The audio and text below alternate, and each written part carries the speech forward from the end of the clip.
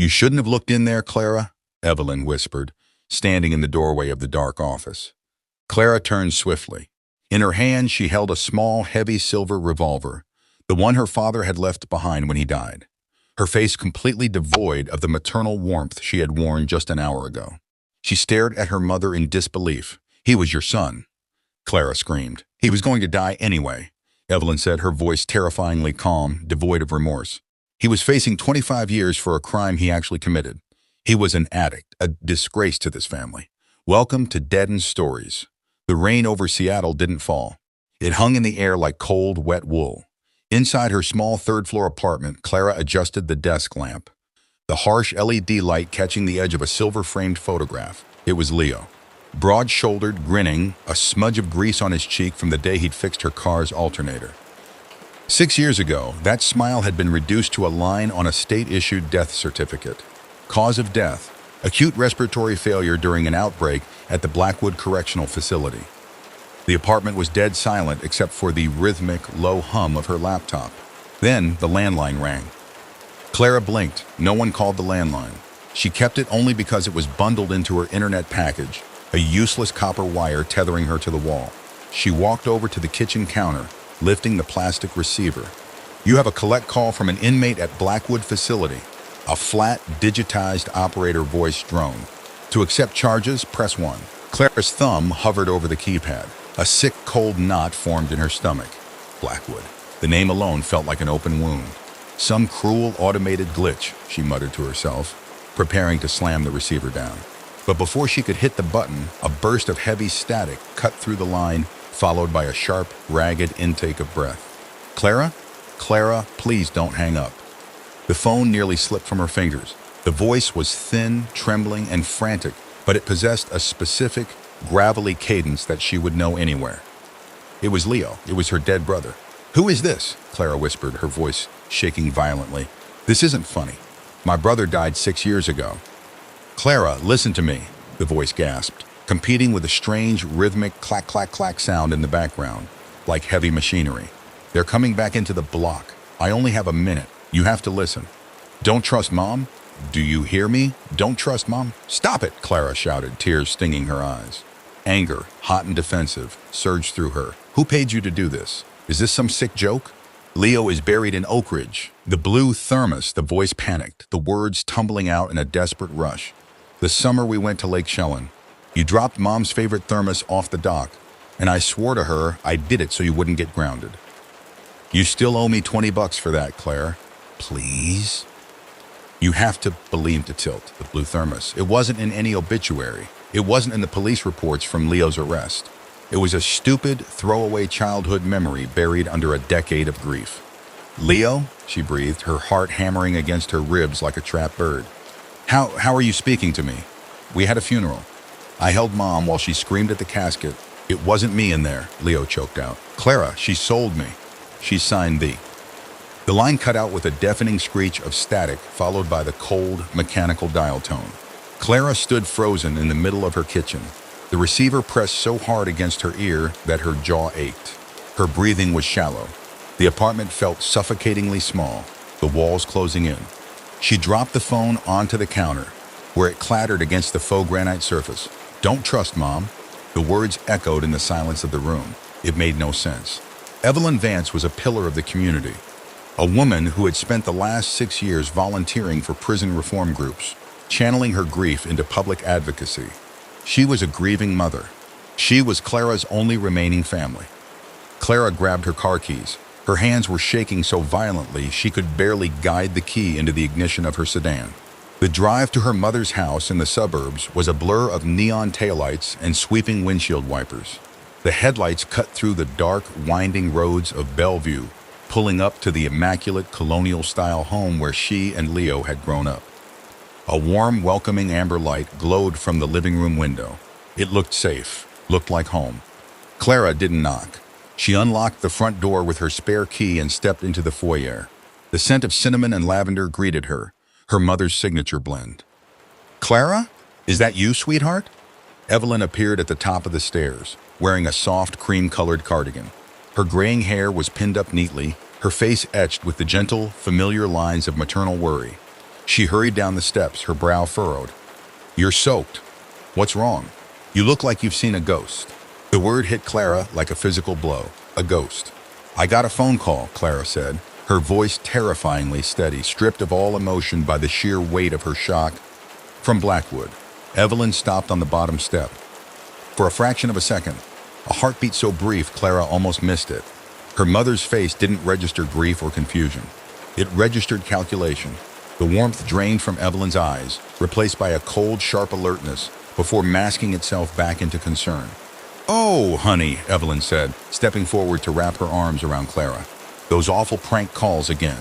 You know, scammers look up old public records. They prey on people like us. It's disgusting." Clara remained rigid in her mother's embrace. She didn't hug back. "He knew about the blue thermos at Lake Chelan, Mom. He knew I dropped it." Evelyn pulled away slowly. Her smile remained, but it was tight, plaster hard. "Well, you must have mentioned it on social media over the years. Or perhaps you're just exhausted, Clara. You haven't been sleeping." "He said don't trust you," Clara said, staring directly into her mother's eyes. "He said you signed something." Evelyn's demeanor shifted. The soft, nurturing mother vanished, replaced by an icy, defensive stillness. "I think you need to leave, Clara. You're having some sort of breakdown. Leo is gone. We buried him. I have the medical examiner's reports in my office if you need to torture yourself with them again." "The office." Clara backed away, her mind racing. "Yeah, maybe you're right. I'm sorry, Mom. I'm losing my mind." She turned and walked out of the house, pretending to head for her car. But she didn't leave. She waited in the shadow of the garage, watching through the rain as the living room lights turned off. 10 minutes passed. 15. Slipping back inside through the basement door, Clara moved like a shadow up the carpeted stairs. Her mother's home office was at the end of the hall. Evelyn was a meticulous record keeper. She kept everything in a heavy, locked oak filing cabinet. The lock on the cabinet was a simple wafer lock. Clara grabbed a heavy metal letter opener from the desk and jammed it into the keyhole, putting her weight into it until the metal groaned and the lock popped with a sharp crack. She pulled open the drawer labeled Legal Medical. Leo. Inside were the expected documents. The autopsy report, the death certificate, the correspondence with the state.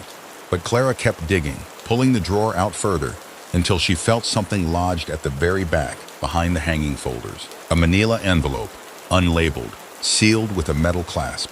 She tore it open. Inside were bank statements from an offshore account in the Cayman Islands, showing a recurring wire transfer of $15,000 every month for the last 6 years. The sender was listed as a corporate entity, Aegis Biopharma Holdings. Beneath the statements was a document bearing the official seal of the Department of Corrections, heavily stamped with classified Level 4. It was a medical release waiver. It stated that inmate 774 Wine, Leo Vance, was being transferred to a specialized care initiative under the jurisdiction of Aegis Biopharma. At the bottom of the page, in elegant looping cursive, was her mother's signature.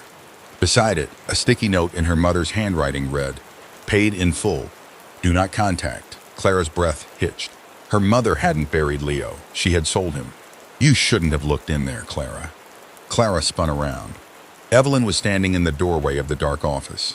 In her hand, she held a small, heavy silver revolver, the one her father had left behind when he died. Her face was completely devoid of the maternal warmth she had worn just an hour ago. She looked like a stranger. "He was going to die anyway," Evelyn said, her voice terrifyingly calm, devoid of remorse. "He was facing 25 years for a crime he actually committed, Clara. He was an addict. He was ruining this family. Do you know how much debt your father left us with? Do you know what it's like to lose everything?" "You sold your son," Clara whispered, the horror choking her. "To a drug company?" "To science," Evelyn corrected, taking a step forward, raising the barrel of the gun. "They needed subjects with no link, no history, no families. Subjects whose families would accept a closed casket funeral and a payout. I saved this family, Clara. I saved you. Your tuition, this house, your comfortable lifestyle. It was all paid for by Leo's sacrifice. A decision I had to take for our collective good. But he's alive," Clara said, tears streaming down her face, a mix of pure fury and agonizing grief. "He called me. He's in pain, Mom. He's terrified." "Then they didn't manage the dosage correctly," Evelyn said coldly. "Aegis will be very disappointed to hear that a subject breached protocol." "Step away from the desk, Clara." The house was completely silent except for the drumming of the rain against the window pane. Clara looked at her mother, the woman who had raised her, who had comforted her when Leo died, and realized she was looking at a monster. Clara took a slow breath, letting her hands drop to her sides, subtly shifting her weight. "I won't let you keep doing this." "You don't have a choice," Evelyn said, tightening her grip on the revolver. In one explosive motion, Clara grabbed the heavy ceramic desk lamp and threw it. The lamp shattered against the door frame, the sudden flash of sparks and darkness startling Evelyn. A gunshot cracked through the house, shattering the window behind Clara, but Clara was already moving. She lunged forward, tackling her mother into the hallway. They hit the floor hard.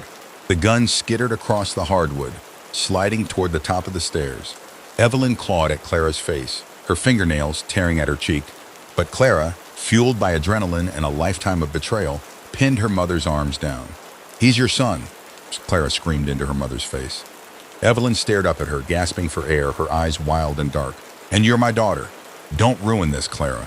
If you expose this, we both go down. The money is in your name, too." Clara stood up, breathing heavily, looking down at the woman on the floor. Without another word, she grabbed the manila envelope from the office floor and ran down the stairs. She scooped up the silver revolver from the landing as she fled, bursting out into the torrential rain. She threw herself into her car, locking the doors, her chest heaving. The envelope sat on the passenger seat, a horrifying proof of a mother's ultimate betrayal. Clara started the engine. She didn't drive to the police station. If the prison system was involved, if a massive pharmaceutical company was paying off state institutions, the local police couldn't be trusted. She pulled out her phone, plugging her laptop into the dashboard inverter. She looked at the classified document again, focusing on the coordinates listed under the Aegis Biopharma Transfer Protocol.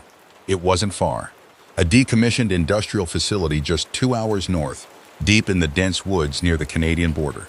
Clara wiped the blood and rain from her face, looking at the silver-framed photo of Leo she had thrown into her bag before leaving her apartment. 6 years ago, she had mourned a ghost. Tonight, she was going to bring him home. If you did enjoy this story, please like, share, and comment. Subscribe to Deadend Stories for more thrilling and exciting crime stories.